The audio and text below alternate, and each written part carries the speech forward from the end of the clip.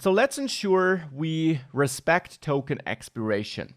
Now, for that, in login, I know that the token will expire in 1 hour because we're building the backend, and on the backend, I configured it to expire after 1 hour. So when we log a user in, we also want to set kind of a timer after which we log the user out.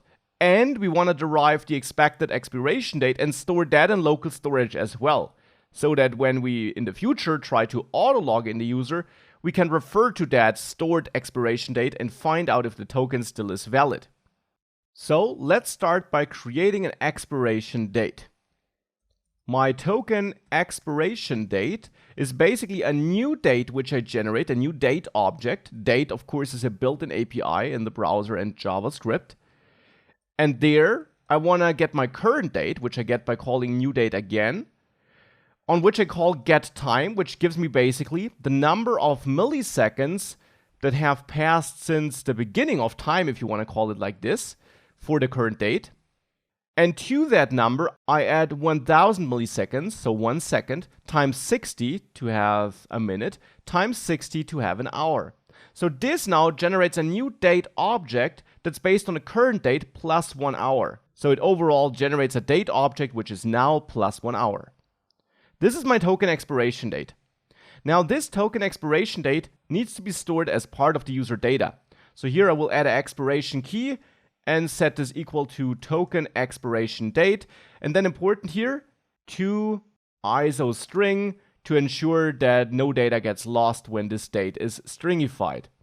This is a special kind of string which basically stores all the important date information and which importantly can be converted back to a date later.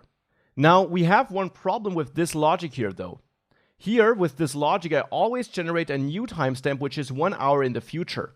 Keep in mind that login also gets called from inside this useEffect logic here, which runs to automatically log our user in if we got stored data in local storage.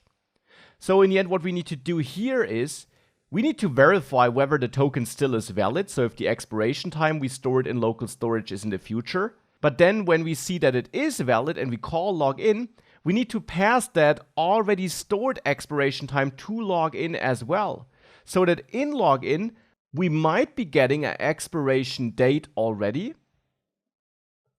which we then want to use as our token expiration date, but which we also might not get if we log in a user through the login form, in which case we want to generate a new date. So either we have an existing expiration date because we automatically log the user in due to the stored token in local storage, or we don't have that, in which case I want to generate a new one here in login. So the expiration date needs to be extracted here in useEffect as well. Now we're extracting all stored data, and part of that stored data is the expiration key, which is the originally stored expiration date.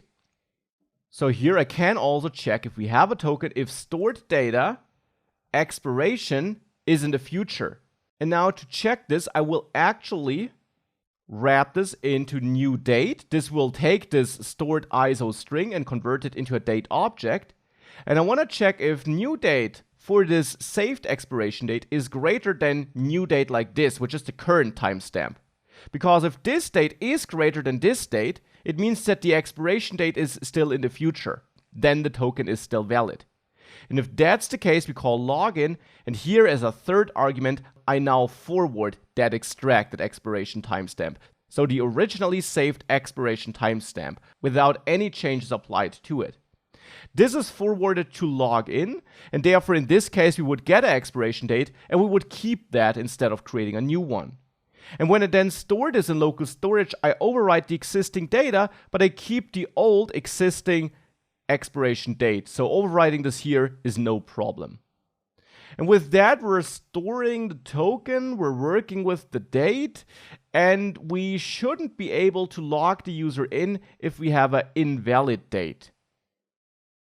What we're not doing is we're not setting a timer to automatically log the user out if the token then expires whilst he's active on the page. So this is the missing thing we should do next.